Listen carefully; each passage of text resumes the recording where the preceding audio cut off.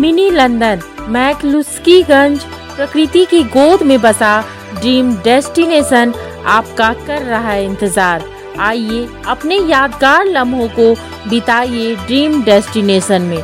राजधानी रांची से महज 50 किलोमीटर दूर आपका अपना ड्रीम डेस्टिनेशन। ईसाई बने आदिवासियों को आरक्षण की सुविधा नहीं मिलनी चाहिए, इसकी मांग को लेकर राजधानी रांची में डीलिस्टिंग महारैली का आयोजन किया गया।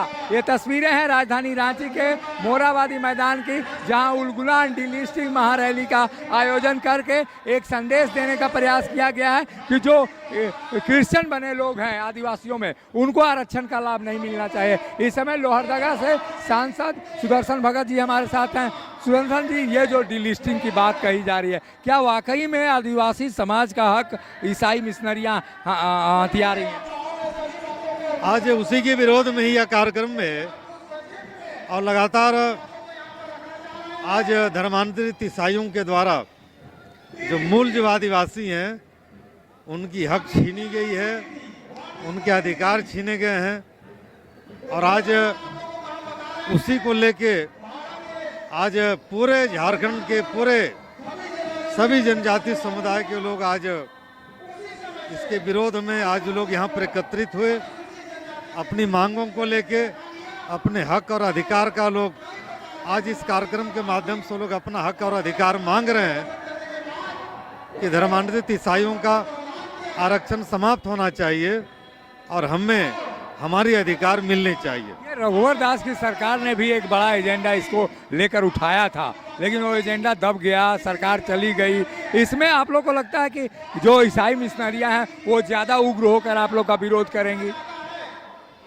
ऐसा है कि आज भी धर्मांतरण के कानून आज इस राज्य में भी हैं, लेकिन कहीं ना कहीं धर्मांतरण आज बड़े पैमाने पर इस राज्य में धर्मांतरण हो रहा है। मैं समझता हूँ इसमें राज्य सरकार की भी उदासीनता है।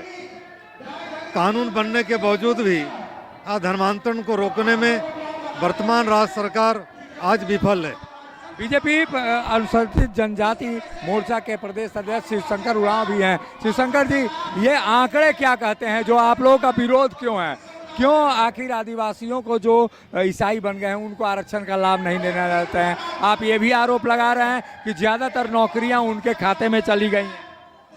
बहुत स्पष्ट है, ये न्याय की मांग है। मूल जनजाति समाज जिन्होंने अपनी रीति रिवाज, परंपरा, पूजा पाठ से लेकर के अपनी धर्म संस्कृति को बचा करके रखा है, उनके साथ जो अन्याय हो रहा है, जिन लोगों ने छोड़ के दूसरा धर्म को अख्तियार कर लिया, उसको लाभ क्यों मिले? स्पष्ट है कि एससी समाज के लिए जो संविधान में प्रावधान किया गया है कि जो व्यक्ति अपने मूल धर्म, रीति रिवाज, परंपरा, संस्कृति को छोड़ के अन्य धर्म को स्वीकार करेगा, उसका एससी का स्टेटस चला जाएगा, लाभ नहीं मिलेगा। तो हमारे साथ क्यों नहीं हो सकता शेड्यूल ट्राइब के साथ? तो हमारा बहुत अपने लिए न्याय की मांग है। और ये भी आपने कहा कि हमारे माननीय सांसद जी से आपने कहा कि 100 नौकरियों में 80 नौकरियां धर्मांतरित लोग ले जा रहे हैं। सच बात है। और इसमें हम लोग संविधान में छोटा सा संशोधन ला करके एक जोड़ना है। यही तो जोड़ने के लिए, जैसे एससी के लिए किया वैसे हमारे लिए कर दो। तो हमारा जो अवसर है, हमारा जो लाभ है, हमारा जो सुविधा है, संवैधानिक सुविधा, और जो हमारे पूर्वज जो मतांतरित नहीं हुए उनको जो हक मिलना चाहिए वो मिलना चाहिए। उनके वंशज हम हैं, हमको मिलना चाहिए।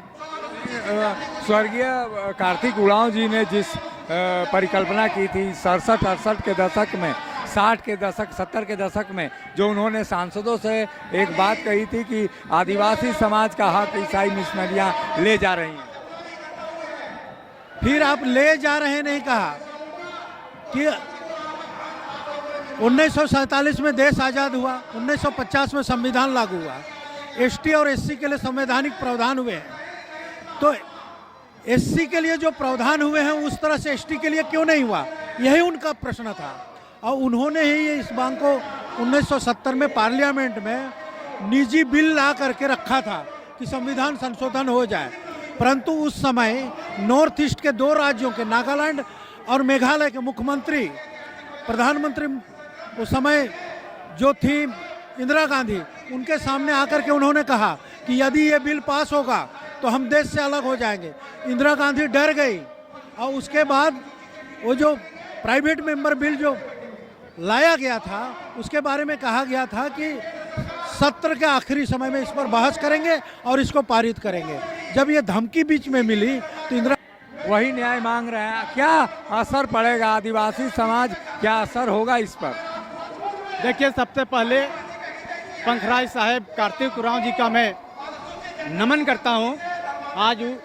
आज उनके मार्गदर्शन में जिस तरह से आदिवासियों का आरक्षण का लोग क्षति पहुंचाने का काम कर रहे थे, आज ये मोरहाबादी का मैदान ऐतिहासिक दिन साबित होगा कि आज आदिवासी समाज ये समझने के लिए उनको समझ में आ रहा है कि हमारा आरक्षण का लाभ कहीं कोई दूसरे लोग लेने का काम कर रहे हैं। आज आदिवासी समाज जग चुका है और आज आप देखे होंगे कि हजारों की संख्या में जो भीड़ आई, इस बात का गवाह है कि हम अपने आरक्षण के प्रति, अपने सुविधा के प्रति सजग हो गए। ये तस्वीरें राजधानी रांची की बयां करती हैं कि झारखंड ही नहीं बल्कि छत्तीसगढ़ और पूर्वोत्तर के जो प्रदेश हैं वो तमाम जगहों पर एक बड़ा मुद्दा ये उभर कर सामने आएगा कि जो ईसाई बने आदिवासी हैं उनका आरक्षण समाप्त किया जाए और संसद में संविधान संशोधन के जरिए इसका कोई रास्ता निकाला जाए। सहयोगी संजय के साथ अशोक कुमार,